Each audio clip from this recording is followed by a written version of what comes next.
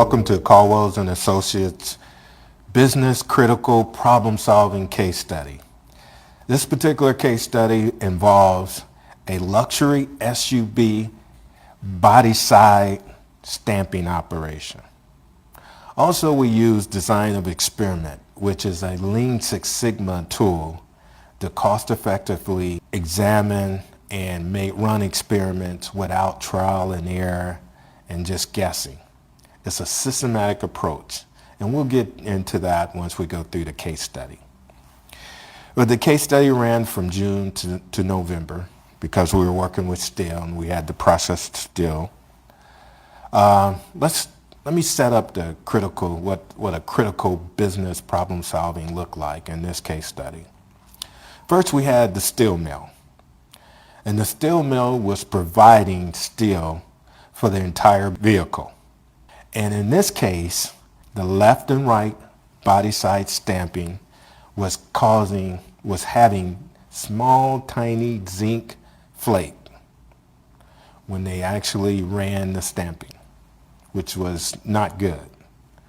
Also, the rear door was causing zinc flakes too. So they had primarily two dies that were having these problems. The rest of the dies were running good. Now the steel mill was producing the steel. They were meeting the quality requirements of the automobile manufacturer and the stamping. So that one was not the problem. Okay? That was not the problem. The problem was the stamping die was correct too, because they were using the same stamping die that they were using in Europe and the US. So the one in the US was causing zinc, and then the steel mill was also providing steel to similar products and wasn't having any problem. So it was just these three dies that they couldn't figure out. So in this case study, we're going to just talk about the one die, the body side that was providing the left and right body side stamping. And also in this particular case study, I will not provide any of the names of the customers or the companies. There's 3 companies. I will not provide that for reasons of the data is proprietary. The data that you'll see is kind of made up and the locations are made up. And I did that so I could protect the proprietary information. So what else makes this a critical business proposition is $3 million was estimated the cost of this, these tiny zinc flakes slowing up their production and making them use alternate steel. So they wanted this problem to resolve.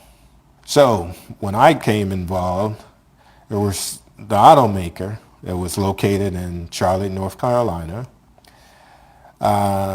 The steel stamping company was located in Macon, Georgia.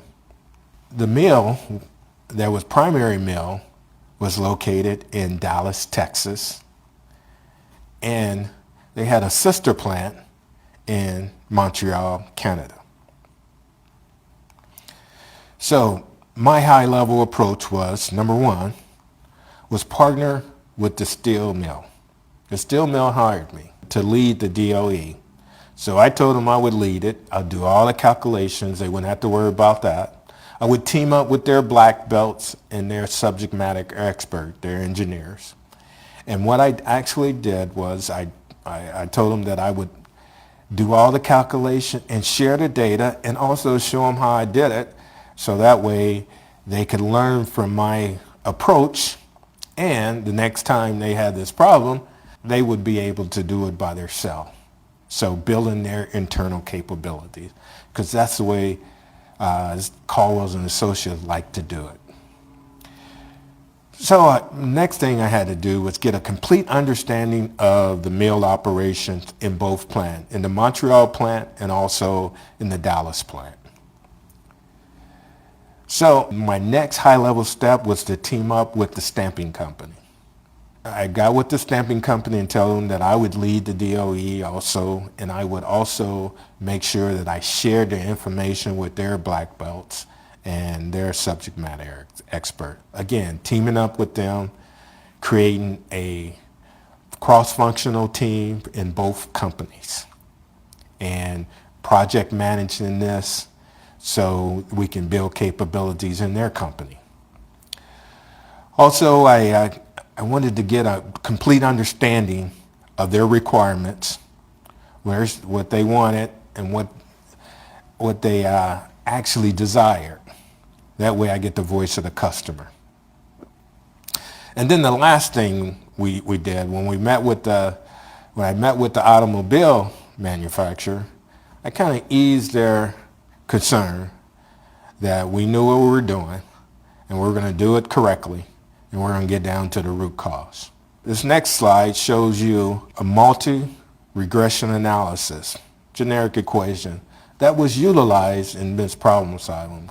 What this equation allowed me to do was to identify what variables was actually driving the zinc flakes, the tiny zinc flakes.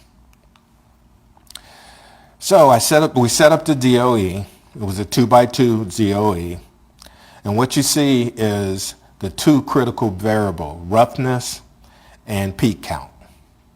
So those are the two variables that we were trying to control and see how it impacted the zinc flakes. So you see a box, 4 boxes within a box. Box 1 is low values of both of the critical values. Box 2 is high-low. Box 3 is low-high. And box 4 is high-high. So you have 4 different scenarios and extreme scenarios so that when you do your experiment, you cover all the parameters possible. Okay? And it's done systematically. So once we actually ran the experiment, we found that 2 boxes failed, box 1 and box 3. And box 2, I colored it marginal, but it actually failed because it didn't meet the requirements of the stamping company of no zinc. So, but I showed it in yellow because it had just a little flakes. And then box 4 had no flakes at all, just like we wanted it, because that's the mentality of Six Sigma. You want it to be near perfect. So when I went back, at that time, the steel manufacturer, and we're all disappointed, but the steel manufacturer and the stamping manufacturer, they wasn't sure what the next step was. So on my own, I went back because I always look for the root cause. So I went back and looked at the data and compared the comparison analysis of the Toronto plant and the Dallas plant in the steel mill, because the Toronto plant was making good product. So from there, I found that there was statistically difference between the two plants. And once I found that, and I found what operation was actually driving the zinc with the multi-regression analysis I showed you earlier. So from there, I was able to look at that operation and compare how that operation performed based on the numbers that we got in the failures and passing. And what I found is in box 1, where we pass, step 17, that particular operation that was driving the zinc was running about 5,036 of force, and then box 2 that was marginal was at 4,659. So as you could see, as it got step 17 in the steel plant, as the value went down, the more zinc came in the stamping operation. So I was able to pinpoint where in the mill process the problem was occurring. Not only that, I was able to tell him what range to run it in so that you wouldn't have a problem with zinc flaking anymore. So from there, what the steel manufacturer did was they got their R&D team in, and their R&D lab actually recreated in a small stamping die in their lab. They recreated what I found mathematically and actually verified what I found mathematically. So we were able to help the steel manufacturer, help the automobile manufacturer, and also the stamping. And this is what we do. And this is our approach. This is what we specialize in. We know a lot of different, personally, I've been in a lot of different companies and done this for over 30 years. And people in my association, they've had the same experience, either 25 to 30 years. And we all use the same approach. And we all have a lot of history with different manufacturing processes. Therefore, we can come in, work with your teams and your experts, and get down to the root cause. So if you have a chronic problem, critical business problem that needs to be resolved, whether it's capacity, quality issues, or even design, we can help you. Give us a call, and thank you for your time.